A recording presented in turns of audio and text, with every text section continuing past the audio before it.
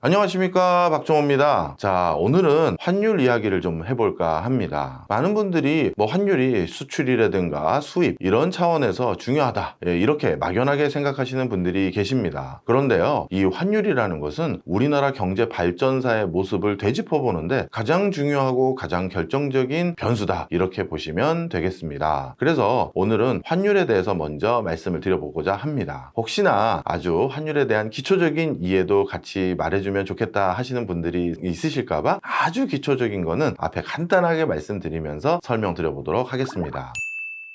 환율이라는 건 아주 쉽게 말씀드리면 외국 돈의 가격이다, 이렇게 보시면 되겠습니다. 우리가 어떤 물건을 사오거나 어떤 서비스를 이용할 때 돈을 지불하게 되죠. 마찬가지로 외국 돈이 필요할 때가 있습니다. 해외여행을 가서 물건을 살 때 당연히 환전을 해야 되고, 또 외국 수입품을 살 때도 당연히 외국 통화가 필요합니다. 바로 그때 외국 돈을 사와야 되는데, 그때 외국 돈을 사올 때 나도 우리나라 돈을 지불하죠. 바로 그래서 내가 우리나라 돈을 지불하면서 외국 돈을 사오니까 그거 1달러 얼마예요? 1달러 요즘 1200원입니다. 그러면 1달러에 1200원이라는 환율로 거래를 하는 거죠. 따라서 요즘 1달러라는 외국 돈의 가격, 그게 환율이다, 이렇게 보시면 되겠습니다. 자, 그런데 우리가 결국 그 1달러를 바꿔서 그거에 해당하는 물건을 사기 때문에 결국은 환율이라는 건 외국 물건의 가격 변동에 지대한 영향을 미칩니다. 예를 들어서요, 1달러에 1200원 했을 때는 내가 외국 물건 1달러어치를 사오려면 1200원을 내야 된다는 것이고, 반대로 1달러에 1500원이 된다는 것은 내가 외국 물건 1달러어치 사오려면 1500원을 내야 된다는 것이죠. 따라서 같은 물건을 사는데 환율이 1200원에서 1500원으로 올랐다고 해서 결국 같은 물건인데 300원을 더 내게 되는 것입니다. 따라서 이렇게 환율이 오르게 되면 외국 물건을 사올 때 수입 단가가 올라서 수입품 부담된다, 이런 인식을 갖게 되는 것입니다. 그러면 반대로 이렇게 환율이 올랐을 때 외국인 입장에서 한번 살펴볼까요? 1달러를 들고 우리나라를 방문한 외국인이 있습니다. 그 외국인은 1달러를 우리나라에 예전에 지불했을 땐 분명 1200원어치 과자를 사 먹을 수 있었어요. 그런데 다시 1달러를 지불했더니 이번에는 1500원어치 과자를 주는 겁니다. 아니, 왜 300원어치 더 주냐 물어봤더니 환율이 바뀌어서 당신이 낸 1달러는 지금 우리나라에서 1500원어치 가치가 있습니다, 이렇게 얘기를 해주는 겁니다. 자, 그러면 그 외국인은 1달러 내고 1500원어치 과자 사 먹고 고국으로 돌아가서 뭐라고 소문내고 다닐까요? 야, 요즘 한국 갔더니 1달러 냈더니 예전보다 300원어치 더 주더라, 이런 소문을 내고 다닙니다. 자, 그러면 외국인들 입장에서도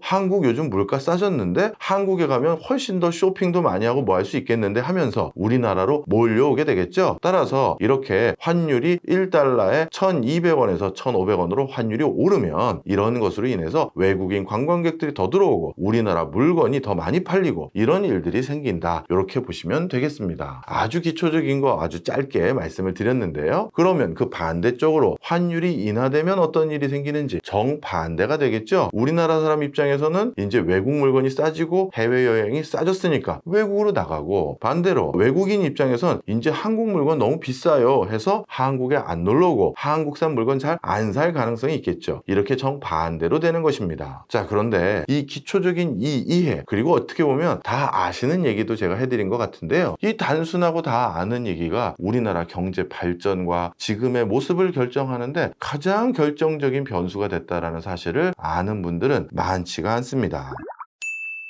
먼저 해방 이후 우리나라의 상황을 한번 볼까요? 그 당시에는 정말 기초적인 공산품 거의 대부분을 수입해 와야 되는 상황이었죠. 일본인들이 떠나고 공장을 풀리 가동하기 위한 핵심적인 인재가 나가면서 공장이 가동이 안 되니까 생필품들이 생산 단절되는 문제가 생겼습니다. 이런 생필품들의 생산 단절과 함께 결국 우리가 필요한 물건은 외국에서 수입해서 사올 수밖에 없는 상황이 돼버린 것이죠. 그러다 보니까 예전보다 달러가 더욱더 많이 필요하게 됐고 달러 품귀 현상이 생기게 됩니다. 이런 과정에서 그 당시 우리나라 정부는 인위적으로 저환율 정책을 시도하게 됩니다. 즉, 아까로 말씀드리면 1달러에 1200원도 아니라 1달러에 1000원, 1달러에 800원, 이렇게 환율을 인하한 상황으로 바꿔버린 겁니다. 이렇게 환율을 인하하게 될 경우 1달러어치 물건을 사오려고 하면 1200원을 내는 게 아니라 1000원만 내면 되거나 800원만 내면 되기 때문에 저환율 정책이라는 환율이라는 건 해외 수입품을 그나마 싸게 조달하거나 아니면 해외 수입품을 사올 때 달러가 상대적으로 덜 필요하게끔 만드는 요인으로 작용하는 것이죠. 자, 그래서 그 당시에는 우리나라가 저환율 정책을 인위적으로 계속 유지해 왔었습니다. 따라서 이렇게 저환율 정책을 유지하다 보니까 어떤 일이 생길까요? 우리나라 제품의 수출은 더더욱 일어날 수가 없는 일이죠. 당시만 하더라도 물건 자체를 만들지도 못하는데 무슨 수출을 생각하냐, 이런 생각을 갖게 되면서 아예 수출 자체는 생각도 안 했기 때문에 저환율 정책이 우리나라에 가장 적합한 환율이다, 이렇게 보시면 되겠습니다. 그러다가 변화된 게 있습니다. 바로 1960년대 들어서면서 상황이 바뀌었는데요. 미국이나 국제사회에서 이제 2차 세계대전도 거의 10여 년 이상 지났고 개도국들도 각자 도생으로 알아서 살 길을 모색해야 되는 거 아니냐라는 목소리가 높아지면서 이런 개도국과 후진국들이 자체적으로 살아갈 길을 점점 더 모색해라 라는 시그널을 주면서 예전부터 지속해왔던 원조자금을 점점 줄이기 시작합니다. 대외 원조자금이 줄어드니까 이제는 달러를 어디서 공짜로 얻을 수도 없고 생필품을 어디서 쉽게 원조받을 수도 없는 상황이 되니 결국 우리가 필요한 외국 기자재나 생필품, 곡물들을 우리가 직접 사와야 되는 상황이 됐었습니다. 결국 이런 걸 사올 때는 달러가 필요할 수밖에 없는데요. 그래서 어쩔 수 없구나, 우리도 이제 수출만이 살 길이다. 그래서 수출을 통해서 어떻게든 외화를 벌어와서 그걸로 우리가 필요한 물자를 사오자 라는 걸로 정책이 완전히 바뀌어버립니다. 자, 그러면 외국에 우리 물건이 그나마 수출이 잘 되려면 환율이 어떻게 돼야 될까요? 아까 힌트 드렸죠? 고환율 정책으로 바뀌어야 되는 것입니다. 그래서 60년대부터 70년대 또 80년대까지 인위적으로 고환율 정책을 유지하면서 지속적으로 수출이 더욱더 진흥될 수 있는 기회를 모색해 왔는데요. 단적으로 1960년대 초반에 환율을 얼마나 일순간 고환율 정책으로 탈바꿈시켰는지를 쉽게 알 수 있는 통계 자료가 있는데요. 1964년 5월 달에 달러당 130원 하던 환율을 달러당 255원, 한 2배 가까이 올린 거네요. 세상에 환율을 2배 가까이 올리는 일을 전격 단행합니다. 바로 이런 것들이 아하, 수출에 어떻게든 우호적인 환경을 환율을 통해서 만들기 위한 처절한 노력이었다, 이렇게 보시면 되겠습니다. 그래서 1960년대, 70년대, 80년대 그리고 90년대까지도 우리는 고환율 정책을 유지해왔다. 이 때문에 1960년대, 70년대, 80년대, 90년대에서는요, 해외여행이라는 건 법적으로도 제한도 많고 나가기도 어려웠지만 또 한 가지는 나갈 수 있는 허용을 받았다 하더라도 너무 높은 고환율 상황 속에서 거기서 뭔가 소비를 하거나 이렇다 할 제대로 뭔가를 누리고 오기가 쉽지 않아서 그 당시에는 해외여행이라는 걸 우리가 기대하기가 어려웠습니다. 뿐만 아니라 외국 수입차를 타고 다닌다? 아니면 외국산 수입 물품 아니면 식품 이런 걸 먹는다? 어우, 너희 집에 그런 거 있더라, 너희 집 부자야? 이렇게 얘기할 정도죠. 지금은 수입산 과자가 국내산 과자보다 훨씬 더 싸잖아요. 그리고 수입 자동차나 국내 자동차나 뭐 브랜드마다 좀 차이는 있겠습니다만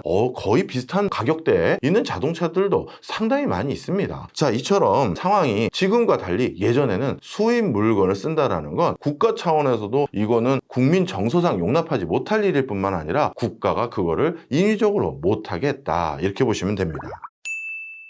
지금과 같이 환율이 매일 은행에 가서 뒷자리에 앉아가지고 이렇게 살펴보면 은행에 환율 고시하는 내용들이 있죠. 이게 계속 실시간 바뀌는 건 언제부터 본격적으로 단행됐나요? 바로 1997년 IMF 외환위기 이후부터입니다. 그 당시 외환위기를 경험하고 나서 우리가 본격적으로 환율 외환시장 자율화, 그 다음에 자본시장 자율화를 더욱더 전격적으로 단행하기 시작했는데요. 그 이후부터는 환율 시장이 완벽하게 자율화, 개방화되는 것을 지속적으로 추진해 왔고요. 그래서 지금 우리나라의 환율 시장은 간단히 말씀드리면 시장 원리에 따라서 그때그때 달라요로 변화되고 있는 상황입니다. 따라서 원화 가치가 강화될 요인이 생기면 환율이 떨어지는 것이고 원화 가치가 약화될 상황이 생기면 환율이 올라가는 것으로 바뀌어버리는 것입니다. 이처럼 환율이라는 게 이런 변화 속에서 생긴 것이고요. 그럼에도 불구하고 우리나라는 그럼 완벽하게 환율이 마음대로 작동하도록 좌지우지 되도록 놔두기만 있으면 하는 것이냐? 그럴 수 없는 거라는 걸 아주 단적으로 제가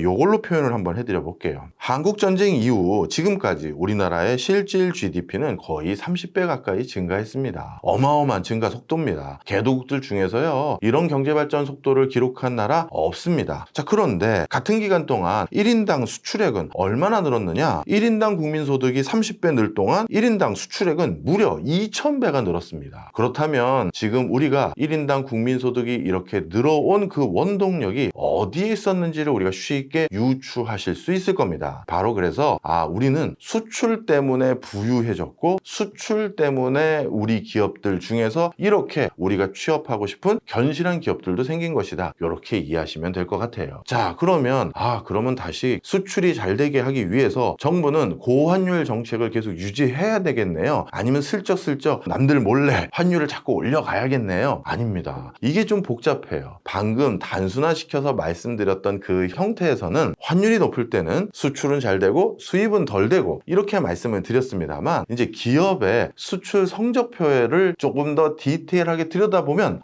이게 생각보다 조금 복잡다기합니다. 이렇게 말씀드려 볼까요? 예를 들어서 기업은 그러면 환율이 올라갔을 땐 수출이 훨씬 더 잘 되니까 이익이 커지고 더 좋아지는 거 아닌가요? 여기서 퀘스천 마크가 있다는 거죠. 우리나라 기업들은 어떤 방식으로 수출을 가장 많이 하냐 하면 해외로부터 원자재를 사와서 그걸 가공 조립해가지고 그 결과를 다시 외국에 파는 이런 형태의 사업을 주로 합니다. 자, 그런데 환율이 높아졌다 그러면 우리나라 제품 가격이 싸지는 장점은 있습니다만 또 뭐가 문제가 될까요? 우리나라 제품 가격은 싸지지만 반대로 우리가 원자재를 수입해올 때 아주 높은 가격을 주고 원자재를 수입해와야 되는 바로 원자재 조달 비용에 대한 압박을 받게 됩니다. 그러니 제품 개수는 단순히 말씀드리면 제품 개수는 더 많이 팔릴지 모르겠지만 제품을 만드는 데 들어간 비용, 그거는 올라갈 수도 있는 요인이 충분하기 때문에 마진율 자체가 과연 이게 플러스가 되는지 마이너스가 되는지는 회사가 사업하고 있는 사업 내용 아니면 산업군 그리고 그 당시의 환율로 인한 외국 우리 소비 시장과 원자재 시장 변화 중에 어느 쪽의 변동 요인이 더 큰지 이런 것들에 따라서 그때그때 좀 다릅니다. 그래서 우리나라에서도 여러 뉴스에서의 논조가 환율이 무조건 올라간다라는 것을 긍정적으로만 보도하지 않는 가장 큰 이유가 우리 생활 소비자 물가의 상승뿐만 아니라 기업체들의 원자재 부담 압박 이런 것들을 같이 고려하기 때문이라는 것이죠. 자, 어찌 보면 과거보다도 우리 경제가 조금 더 복잡다기해진 상황으로 바뀌면서 60년대 이전처럼 무조건 저환율 정책을 해야겠다 아니면 60년대부터 90년대까지 무조건 고환율 정책을 하는 게 좋겠다 이렇게만은 추진할 수 없는 그런 맥락적 상황이 있고요. 지금은 그래서 많은 국민들이 우리나라 원화의 가치는 어느 정도 가치가 달러 대비 있어라는 걸 나름대로 그 기준점을 설정해 놓고 그 기준점에서 나름대로의 변동폭만은 내가 감내할 수 있는 상황으로 만들고 사업을 하거나 물건을 수입해 오는 경우가 많습니다. 따라서 지금은 그 변동폭 이상으로 올라가거나 그 변동폭 이하로 낮아지는, 즉 우리가 사회 통념상의 기대치보다 크게 변화되는 게 훨씬 더 큰 리스크 요인이고요. 무조건 오르는 게 리스크, 무조건 떨어지는 게 리스크, 그건 아니다. 이렇게 보시면 되겠습니다. 자, 오늘 간단하게 환율 얘기를 해봤습니다. 다음 시간에는 한번 환율에 대해서 더 깊이감 있게 우리나라 경제 여건상 어느 정도의 환율 변동폭을 감내할 수가 있고 어느 정도 이상 되면 어떤 변화가 일어나는지도 한번 들고 찾아뵙도록 하겠습니다. 오늘은 여기서 마치겠습니다. 감사합니다.